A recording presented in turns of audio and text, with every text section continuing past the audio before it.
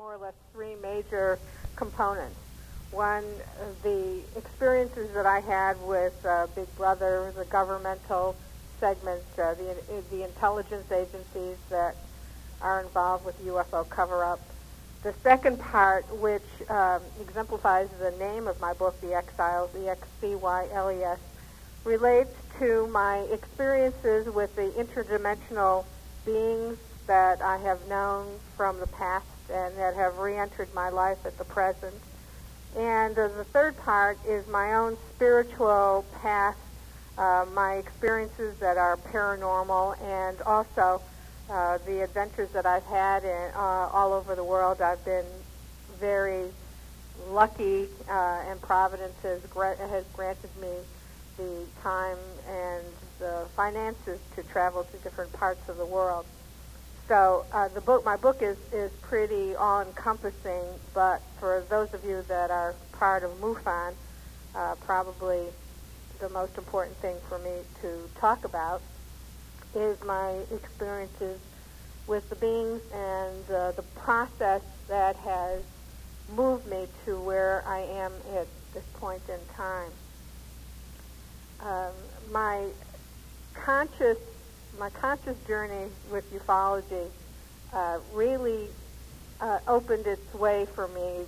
The road that led me to where I am here in 1998 really began consciously for me in 1988, where I started to look back at all the paranormal things in my life and seeing that they weren't just happenstance, that there was a reason for that.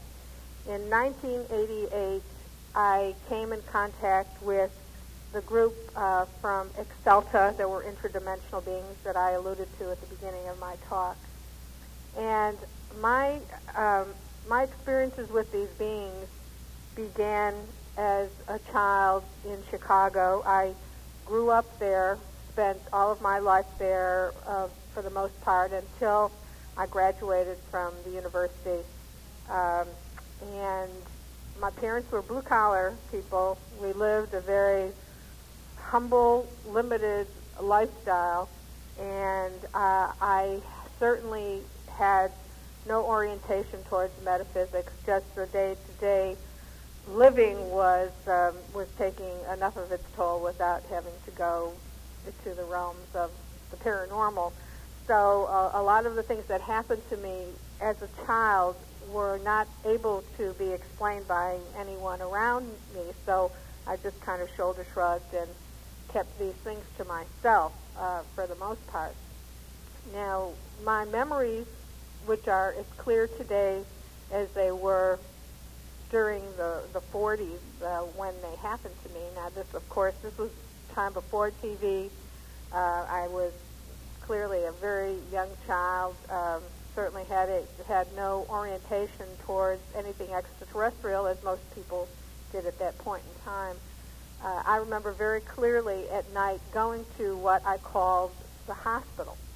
And a lot of this was mental dialogue I had with myself and my own ways to try to explain what was going on. Since I was the oldest of three children, the only other people I would have to ask were my parents to help me understand this. And of course, they were too busy working. One worked nights, one worked days, and as I said before, they were having a hard enough time dealing with the reality of earning a living for the family.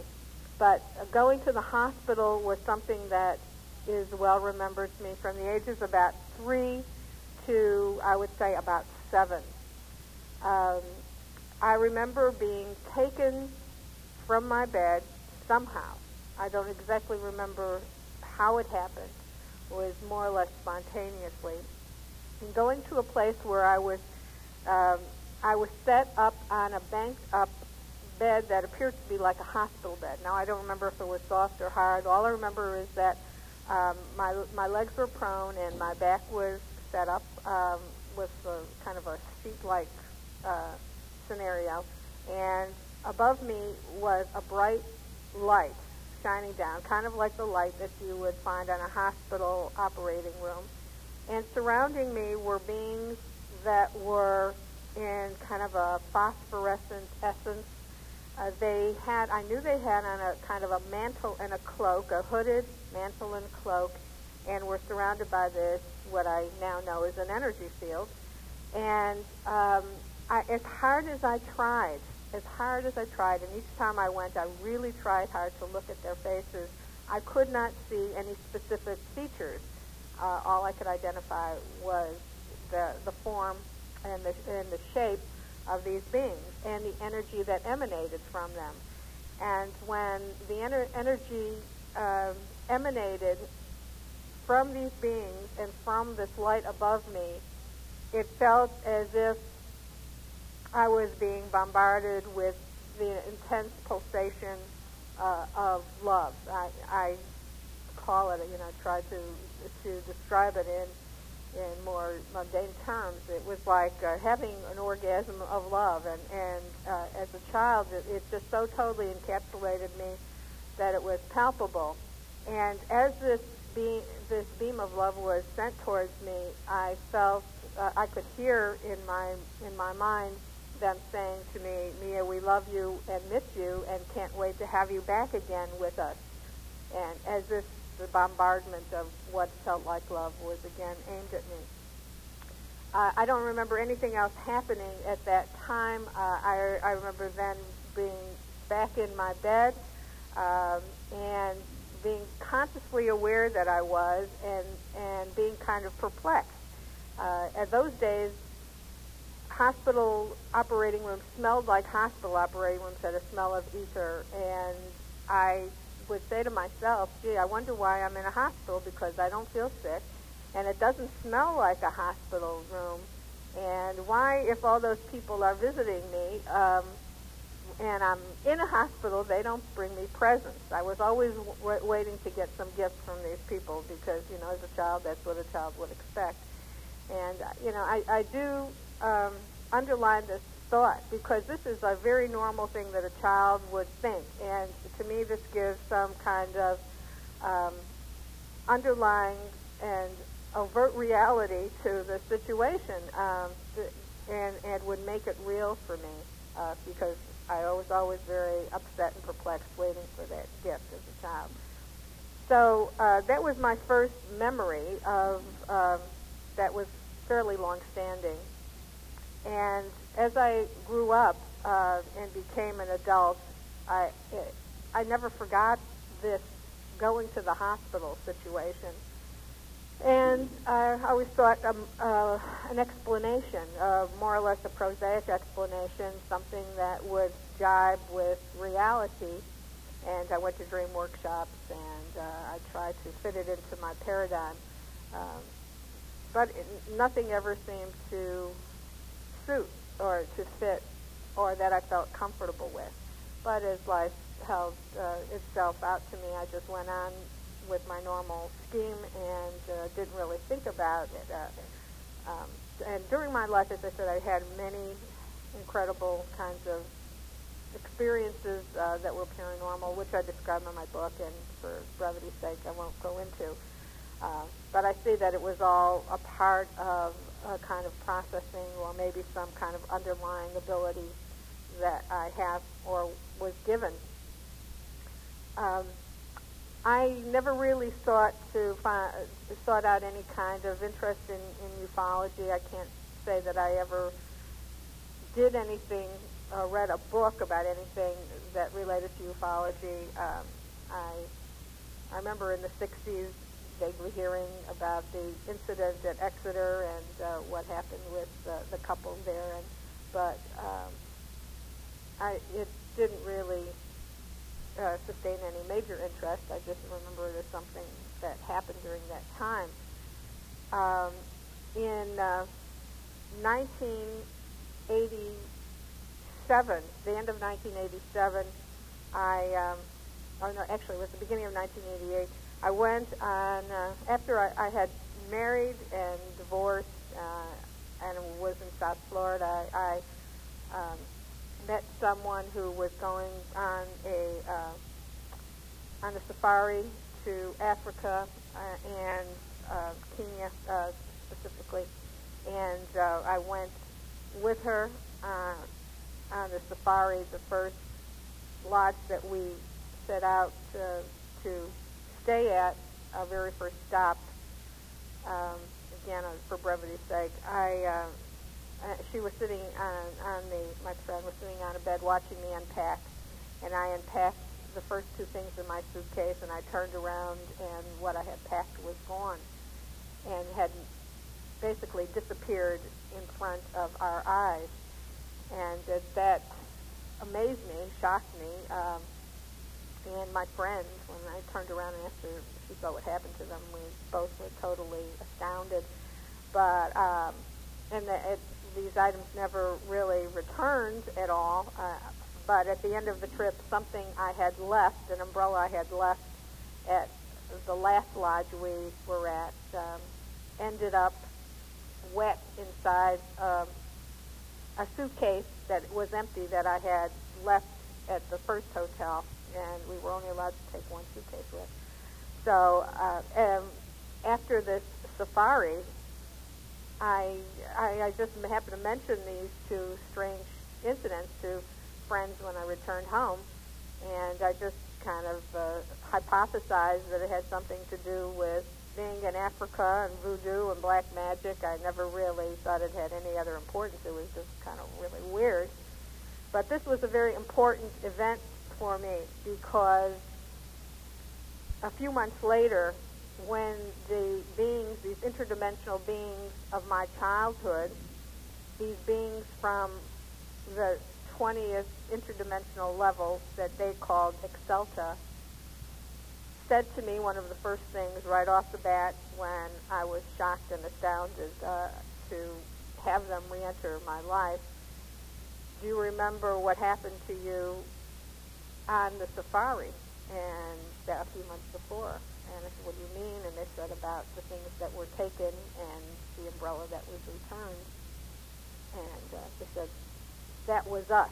We wanted you to know that we're real, that what is happening is real, because we know how level-headed and rational you are, and we needed to do something that would set the tone for what would be happening to you in the future." They then went on to explain that I was from this interdimensional level they called Excelta, and had been left on Earth approximately 26,000 Earth years ago for a very specific purpose with others from this interdimensional level. Again, for brevity's sake, I won't go into the dynamics of why this happened, but the focus of their coming back was for me to eventually write a book about those who were dropped here from, or left here, who were really exiled here from this interdimensional level 26,000 years ago, and who would be then gathered back together eventually to return to this interdimensional level. Now, my assumption is that this will be done in a very natural fashion, probably from a natural death. They have never been really explicit as to how this is going to happen. They're, as we near the 21st century, they are more mute than ever about this process. So I would assume that either something's going to happen to me or something's going to happen major that's going to manifest this situation. So those of us that are from Excelta, that they call the Excyles, and it's really, the term Excyles is more or less a double entendre, meaning we have been exiled and we are exiled from this level.